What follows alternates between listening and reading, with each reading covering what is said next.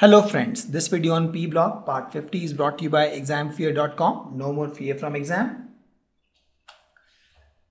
Considering the parameters such as the bond dissociation enthalpy, electron gain enthalpy and hydration enthalpy, we have to compare the oxidizing power of fluorine and fluorine.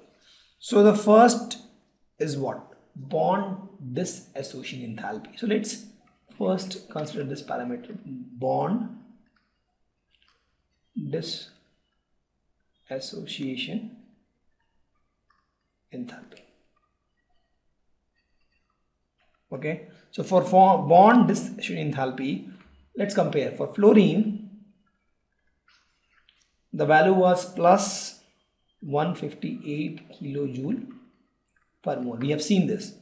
For a chlorine bond, the value is plus 248 kilojoule per mole. I will not explain you the reasons, we have just explained these things. Now, as per bond dissociation enthalpy, it is easy to break fluorine-fluorine bond. Since it is easy to break fluorine-fluorine bond, so fluorine, if you talk about the oxidizing power of fluorine, that means fluorine has to convert into, fluorine has to reduce. If fluorine reduces, that means you are breaking the bond, and that means the fluorine will oxidize something else. That's what we are talking about. Same thing with chlorine. If you're talking about the oxidizing power of chlorine, that means chlorine has to reduce on its own and oxidize something else.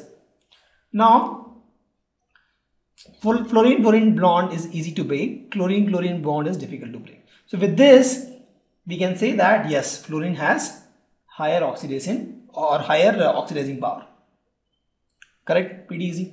The second parameter is electron gain enthalpy. Let's see the electron gain enthalpy. The values. For fluorine molecule, the electron gain enthalpy is minus 333 kilojoule per mole. For chlorine, the electron gain enthalpy is minus 349 kilojoule per mole. This is something we studied.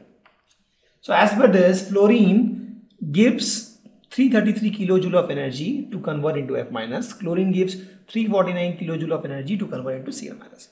In fact, here the chlorine gives more energy. So chlorine should have more oxidizing power. So this contradicts actually the statement.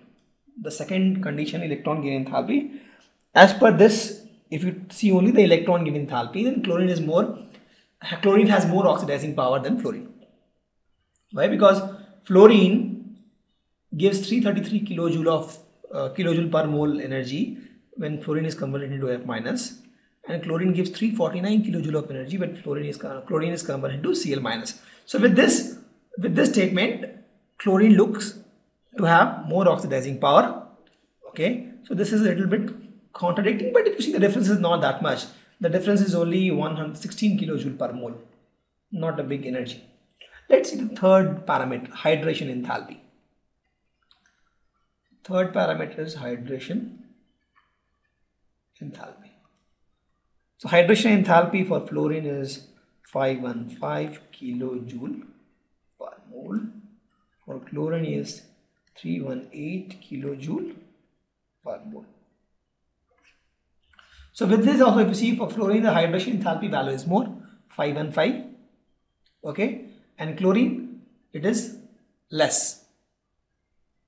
Okay, that means this statement also favors fluorine because it says that fluorine is oxidizing my water. Correct? Fluorine is oxidizing my water molecule.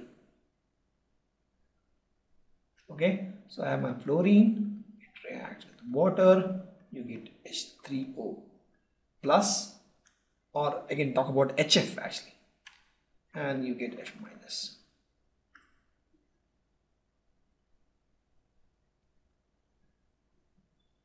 Okay, so this is my reaction.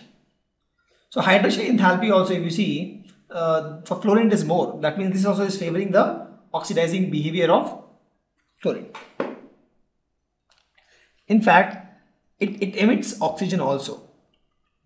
And I remember it was H plus. Instead of hydronium ion, I can write H plus only. 4H plus, yeah. Both are same actually, you write H plus or hydronium ion. Yeah, 4H plus, 4F minus, oxygen, and you get 2F2 and 2 water. This is the reaction. Okay, So in this case also, if you see, the value is more. Okay, hydration enthalpy. That means in this case also supports fluorine to be more oxidizing agent. But if you see here, in this case also the difference in the energy is more. For example, in this case almost difference of 200 kilojoule per mole. Here also there is a huge difference, almost 100 kilojoule or 90 kilojoule actually, 90 kilojoule per mole. So the point which supports that fluorine is more oxidizing as compared to chlorine, the difference is more. But if you talk about this parameter where it doesn't support fluorine to have more oxidizing power than chlorine, the difference is less. But overall, if you see all these parameters, then it comes out that fluorine has more oxidizing power than chlorine. Correct? So if you consider all these three parameters, these two behaviors, the first and the last behavior actually supports fluorine to have more oxidizing power than chlorine, and the difference is pretty high in this case, right? The difference is pretty high. The third parameter which supports chlorine is more oxidizing than fluorine, the difference is less. So overall, if you compare these three parameters, it comes out that fluorine has more oxidizing power than chlorine. Okay. The next question, two examples to show anomalous behavior of fluorine. There are so many anomalous behavior. Example, fluorine forms only one oxyacids. It is always plus minus one oxidation state. Oxidation state. It doesn't have positive oxidation state, and zero oxidation state only in case of fluorine, but typically it has only minus one oxidation state. Highest electronegativity +4. Electronegativity, in fact, highest electronegativity in the whole periodic table. Very small size of fluorine. No d orbital. There is no d orbital, and fluorine is never a central atom. Never central atom. So there are so many cases you see. In fact, if we talk about the electron gain enthalpy, also fluorine has a different trend.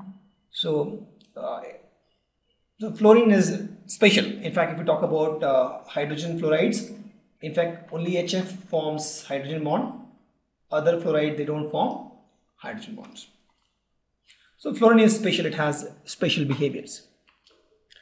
Let's take one more example. The question is, C is the greatest source of halogens. You have to comment on this.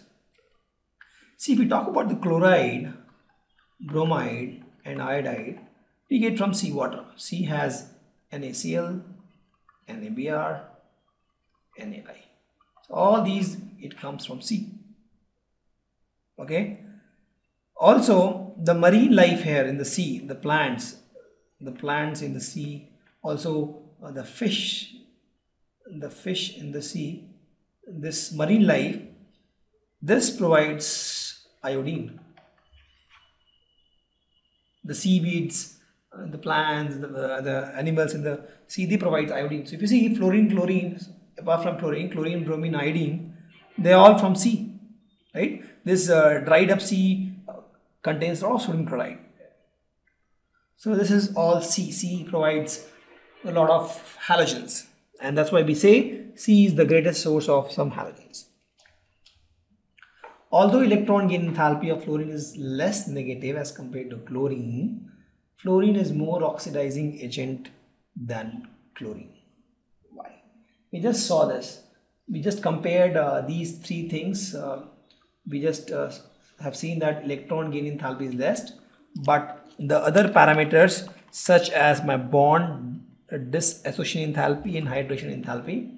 So if we talk about the bond dissociation enthalpy and hydration enthalpy, so if you compare these two parameters, there we have clearly seen that fluorine is more oxidizing, a better oxidizing agent than fluorine. So you can just see my previous example there, we have explained this.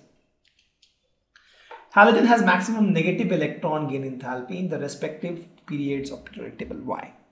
So for this we have just seen that halogens need only one electron to be stable. Okay. For example, let's take a period 2. We have lithium, beryllium, boron, carbon, nitrogen, oxygen, fluorine, and neon. So it has one electron in the outermost shell. This has 2, this has 3, boron, carbon has 4, nitrogen has 5, oxygen 6, fluorine 7, neon 8. So this neon is stable, it won't need any electron. Lithium has extra 1 electron. If it lose 1 electron, it will be stable. So lithium has actually high ionization energy, but high negative value of ionization energy actually. So it is metal. If you talk about fluorine, fluorine needs 1 electron.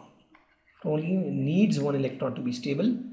Oxygen needs 2 electron to be stable. Nitrogen needs 3 electron to be stable. Right? Carbon again needs 4 electron to be stable. So that way if you see, chlorine is short of only 1 electron. So it will do anything to get 1 electron. And gaining 1 electron is nothing but electron gain enthalpy. The amount of energy required or emitted to get 1 electron is electron gain enthalpy. So fluorine is more than happy to get 1 electron, because once it has an electron, it becomes F minus. This is stable. Thus it has very high negative value of electron gain enthalpy. That means it emits energy because it attains noble gas configuration. This is a noble gas configuration. So this is not a noble gas configuration. Okay. Thank you. Visit examfear.com to watch more videos, attempt free online tests, get free study materials, find tutors and mentors, and much more. Thanks once again.